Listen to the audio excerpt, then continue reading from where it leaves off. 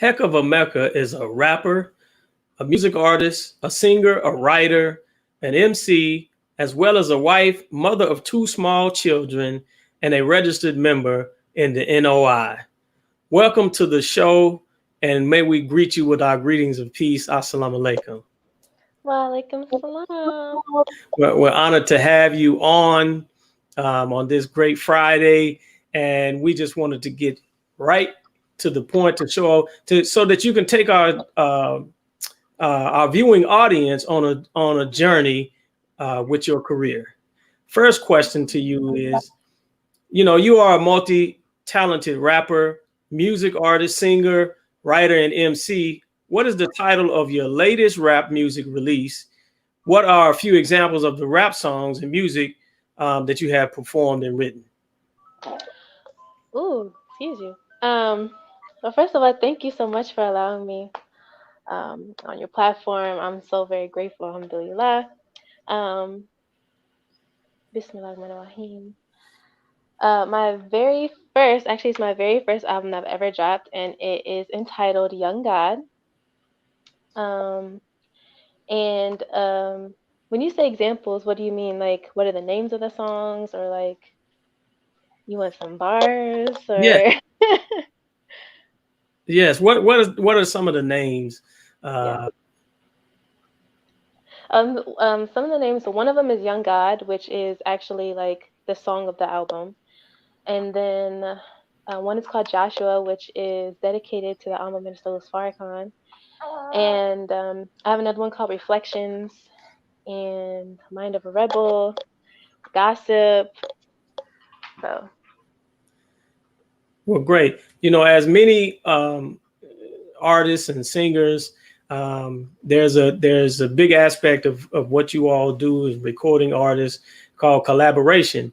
And I'm sure that you have collaborated with several music artists and appeared in videos. Who are some of the music artists that you had the opportunity to collaborate with?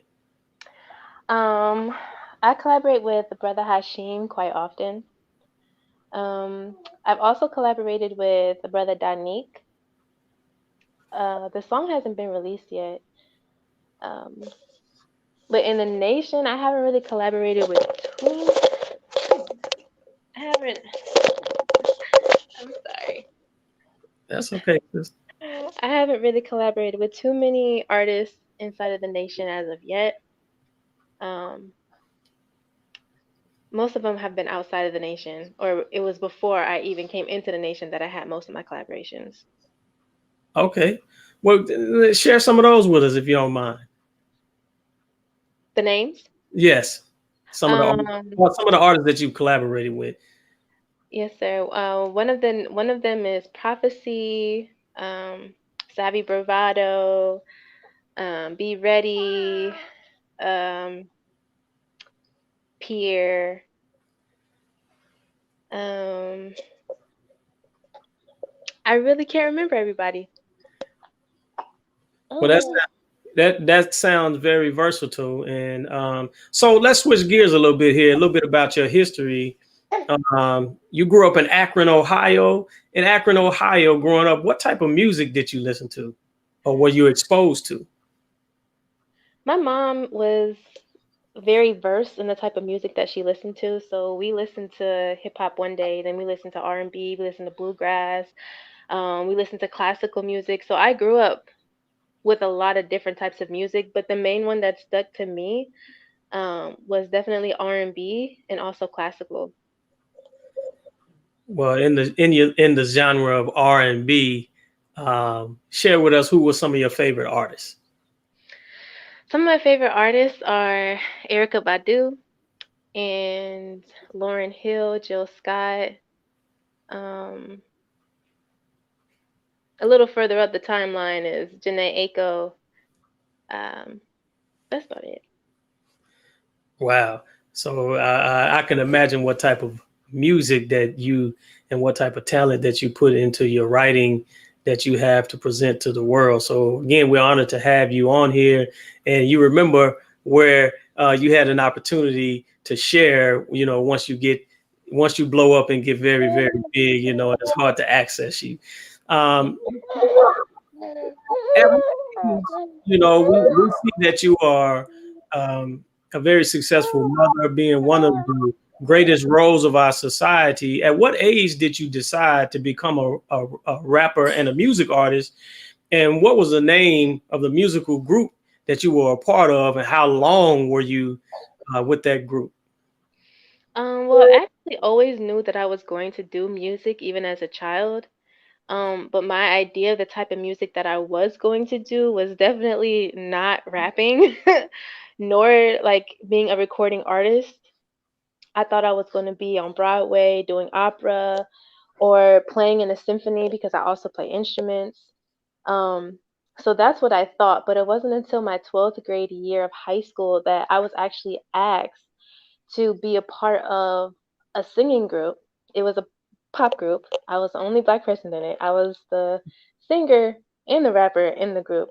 But I was with that group from 2012 until 2013. It was the group was called Like We Said. Okay. So right now we don't understand and we know that you are a solo artist. Why did you leave the musical group to become a solo act? Well, I left the group because it was a kind of a lot of drama going on, but I also began to have a conscious awakening, and it wasn't fair for me anymore. I did end up go on to being in a group that was a conscious group called Number One and Two Deep, but then I also outgrew that one because they wanted to get sponsored by a beer company, and my mindset is, I don't drink beer, and I'm not about to promote drinking beer to my people just to have a sponsorship. So I cut ties with that, and that was in 2000. That started in 2013, and it also ended like the very beginning of 2014. So it wasn't very long. Nothing more powerful than an artist with principles. So, question to you: what are your future musical goals? My future musical goals, it definitely exceeds just being an artist. My ultimate goal is really just to be a role model to young girls. I mean, in a sense, and young boys. So young boys can have if they don't have a MGT in the household, they have something to look up to see what type of woman they should be searching for. They should be looking for, and Malachi. And for the young girls also, just to have that example put forth before them, and to know that being righteous isn't lame, it's not whack. You can still be cool, and you can do the right thing. That's You right. can still be cool and have morals. So that's really my main goal as a music artist, is to be a role model. Malachi. Absolutely. In addition to being a rapper, a writer, an MC, you are a wife and a mother of two small children, as well as a registered member of the Nation of Islam. Question to you is: how do you juggle the responsibilities of a wife, mother, MGT, and also a successful music career? It's definitely difficult, and I would be lying if I said that I've mastered it. uh, I, you know, everything is not completely balanced as of yet. But I'm trying to get there. Inshallah, I will get there by the help of Allah. He's been helping me now to get there. But it's definitely difficult, and I will say, as a woman, to other women, before you have children, before you decide to even get married, you need to go ahead and start doing what it is that you have planned for yourself. If you want to open a business, then get that business going. If you have goals, ideas, if you have a brand that you want to start, then go ahead and do that first, because I'm telling you, it's very hard trying to start something when you're married with children. It is, because you have other priorities that kind of go before it. So, do that thing before you decide to have children and get married, so that you can be established first. Nothing short of inspiring. Thank you, Sister Hecava Mecca. We pray that you are blessed with immeasurable success. Let us pause for announcements from our sponsors, and afterwards, NNV contributor Charles Muhammad will talk to us about how to eat to live and what foods are good to eat. We'll be right back. Be a part of the force that powers truth in journalism. Go to nnvnews.com/donate.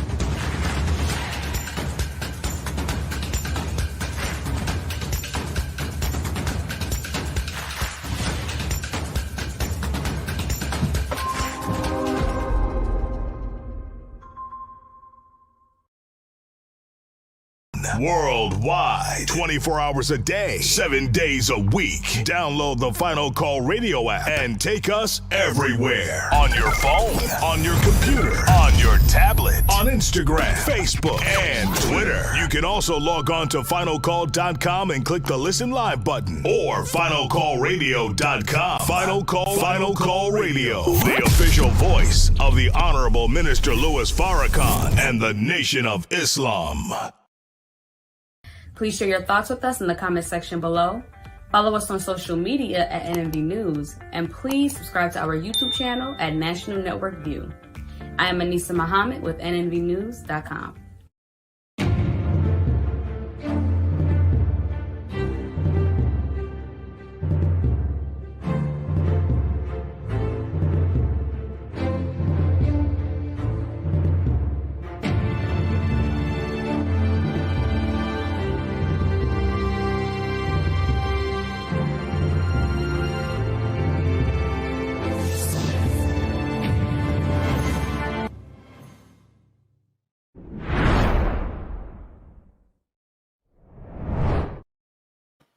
The Honorable Elijah Muhammad advised us of how to eat to live, including the proper foods to eat and the proper foods to store in our homes.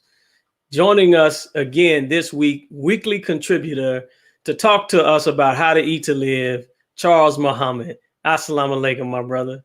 Walaikum salam. Thanks for having me. And thank you for coming on every week to edify our viewing audience with aspects of how to eat to live. You know, Brother Charles, last week you mentioned something. You mentioned last week that beans are not good for us to eat. But why do Muslims promote the navy bean? Well, the Honorable Elijah Muhammad had a teacher, and he said that he met with God in person, Master Fard Muhammad. And Master Fard Muhammad was the teacher who told him what specific beans to eat. And he said he advised no bean except for the small white navy bean. And he said that he described no other bean. So in the Holy Quran talks about eating lentils, which is a bean, but it's not our type of bean. There are some of us who are promoting vegetarianism, which is proper.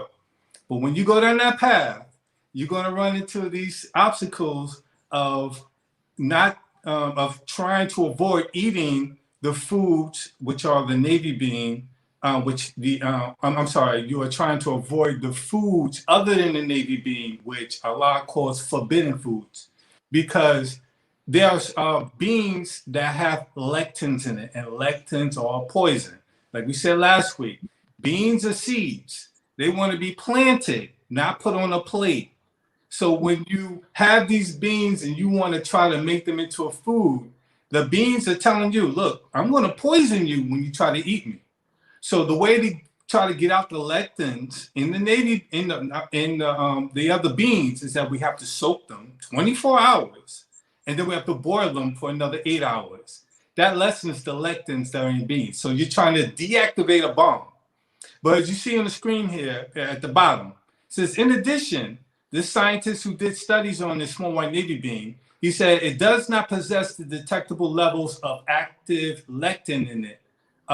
Therefore, it doesn't have the same concerns as other beans. So the Muslim followers of the Honorable Muslim Farrakhan, as before down Elijah Muhammad, we promote the navy bean, not these other beans that can literally give you gas and blow out your stomach. All right. So what, what are some things that makes the Navy being so special? All right, this is the fun part. I do a presentation in an orientation class here in New York City. And when it comes to the Navy beam, I try to make it more relatable by making it very simple, but also fun. So I perused the internet and I came across this website that was promoting foods to store up just in case there's a nuclear holocaust. All right. So on that list, number 4 was the Navy beam. And it said that it had a significant amount of iron and iodine. So I like to correlate that with the story of Godzilla. I know it's weird, but just follow me. In 1945, the United States of America in World War II dropped 2 bombs on Japan in Hiroshima and Nagasaki. So that destroyed the island nation of Japan, right? It irradiated the water, the food, the air, and caused an irradiated environment for the people. So Godzilla has over 40 movies in its movie iconography, all right? And we're always wondering, why there's so many movies of Godzilla? Because Godzilla is a secret message to the Japanese people to remind them what happened to them in 1945, right? So the joke is on us because we haven't learned the message that the Japanese have learned, because right now, the Japanese have over 80,000 centenarians, right? A centenarian is a person who lives over 100 years old. Right. So if you're 100 years old now, you were 24 in 1945. So you learned how to live with irradiated water, irradiated air in the land, and the food being highly radiated. What do? They eat a lot of sweet potato, which is also high in iodine. That a black man here in America, we can't eat sweet potato. I mean, we love our sweet potato pie. But the Honorable Elijah Muhammad said that that's food for hogs. Let the hog get the sweet potato, not you. So he prescribed for us the Navy bean. And the Navy bean is high in iodine. Well, in closing on this, you may say, well, we haven't been in a nuclear war or a nuclear holocaust. So why should we eat the Navy bean? Well, you have a phone on your hip, which is a hotspot. Every time you walk into a Starbucks, Dunkin' Donuts, McDonald's, you're walking into a Wi-Fi field. You're not only 5G, you're 6G.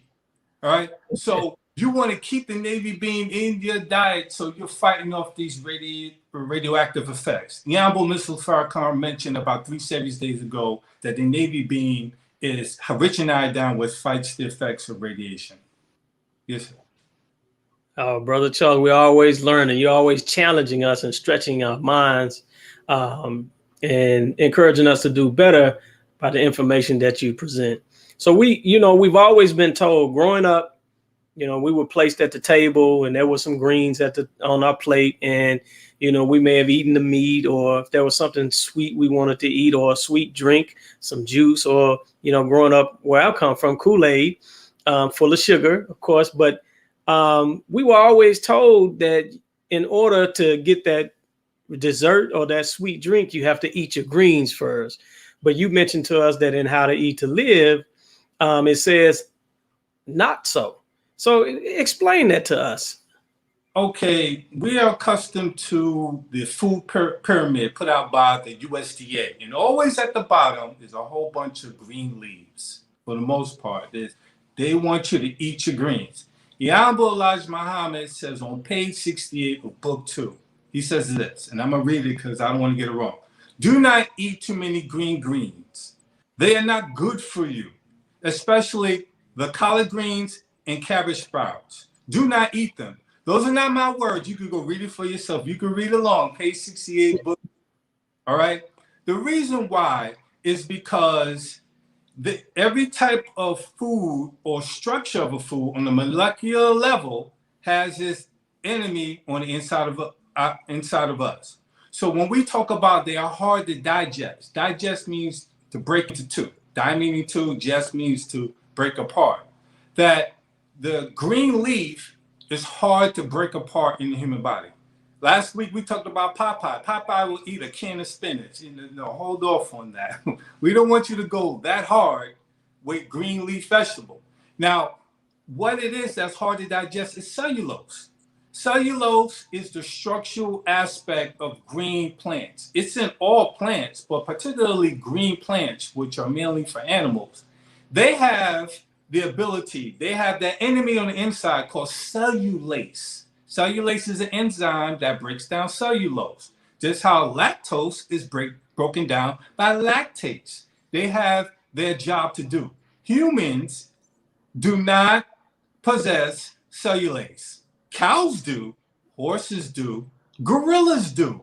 Even termites have cellulase, so they're able to eat wood, but not us. A cow has a 4-chambered stomach.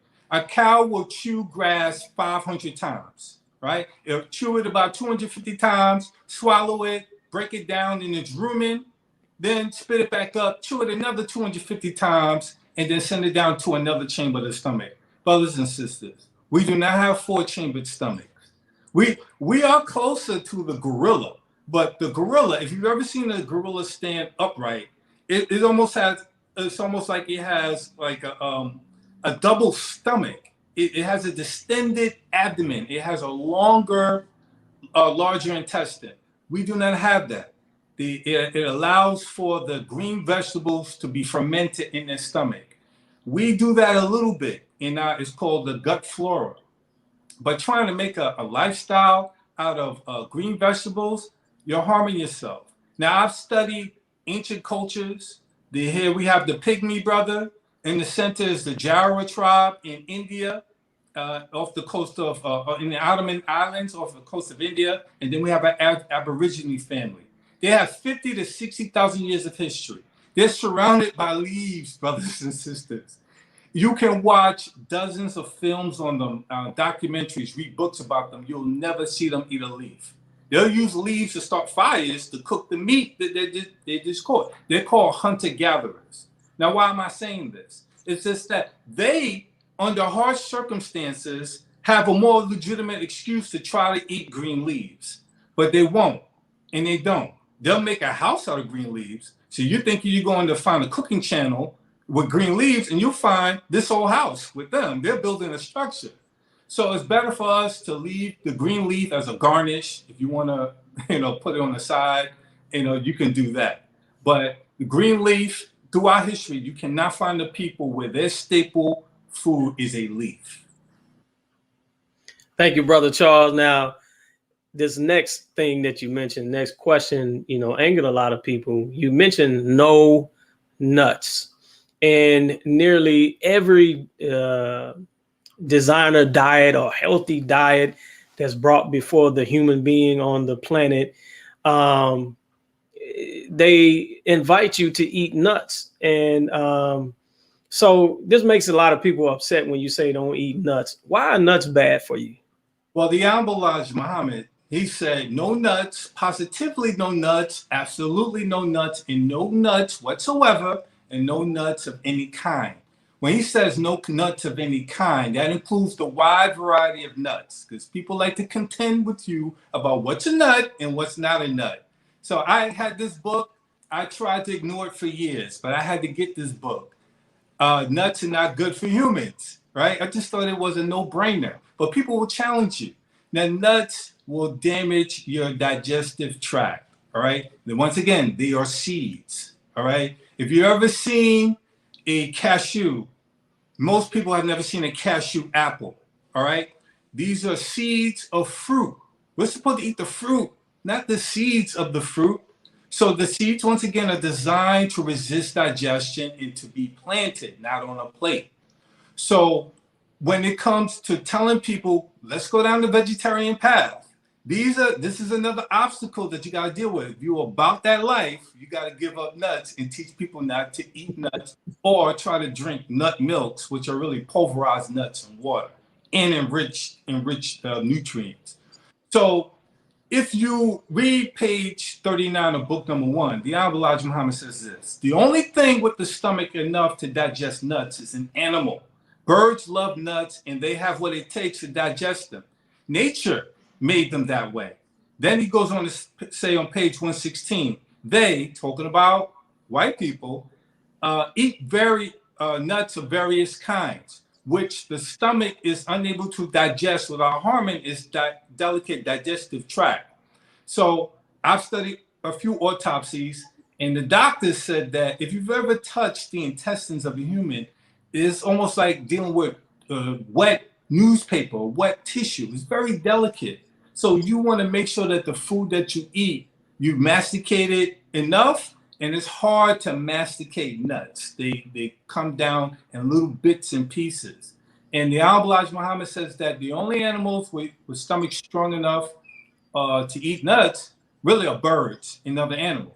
Now, birds have what are called gizzards. I know we're familiar with the chicken gizzard, so I'm going to read on the chicken gizzard, and you get an idea of what a gizzard is. It says a gizzard is a muscle found in the digestive tract of a chicken. If you ever seen a chicken pecking away at the ground, they are in fact swallowing tiny bits of grit and gravel, which travels through the chicken's digestive tract and eventually lodges in the gizzard. Then when food arrives, this powerful little muscle contracts like a tiny fist squeezing a handful of gravel. The gravel grinds up the food. So, Brother Robert, if you want to eat nuts, maybe you should have, a hors d'oeuvre of gravel and grit.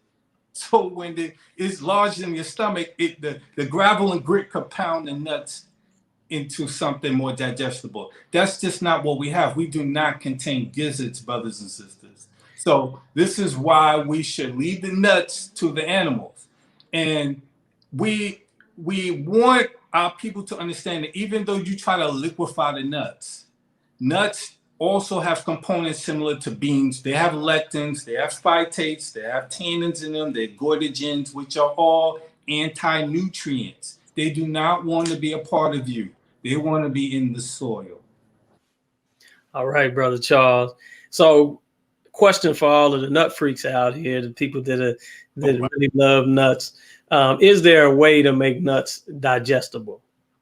In my opinion, according to what the Al-Balaj has blessed us with, I would say no, because the history of the nut in the United States here in America is very short. Now, that doesn't mean that the natives here were eating nuts, but when nuts began to become popularized, it was at the turn of the century, towards the 1900s, where nuts were really feed for animals. It was hog feed. That's why something that's worth nothing, they say, oh, it costs peanuts, because peanuts are worth nothing. They're easy to grow, and they're very helpful in certain instances, but they're really for animals. You know, you go to a circus, a fair, or a ball game, right? Now, how white people got it into the food supply is that they put it in candies and snacks, like Cracker Jacks. And we all know the song of Take Me Out to the Ball Game, buy me some peanuts and Cracker Jacks. Yeah, you pour some sugar on top of it, which is the caramel, anything tastes good. A little bit of salt. I used to love nuts, but it originally was animal feed. So we really should back away from eating that. But our brother, our scientist, George Washington Carver, he worked on the peanut, right? He came up with, they say, 300 products from the peanut. Originally, the peanut plant was to help rebuild the soil from overplanting certain crops. So black farmers were, they helped the white farmer by saying, look, we've been growing peanuts for your animals, and we've learned that the peanut plant revitalizes the nitrogen in the soil. So instead of you trying to plant corn and wheat and cotton, try to plant these peanuts to revitalize the soil. So George Washington Carver was able to come up with many different products for the peanut. But his main work was for conservation and the proper uses of plants for people in the general life. You don't want the same types of food on your dinner table or the same type of materials that you use to build your house. They use peanut oil sometimes for paint, for lubricants for engines. Look at some of the list of items that came from the peanut. You don't want the same type of material that you use for your car to be in your food. So The Honorable Elijah Muhammad, his wisdom, in my opinion, goes far beyond the wisdom of our dear brother George Washington Carver. But I can't take away from his science. We still have to analyze what he did.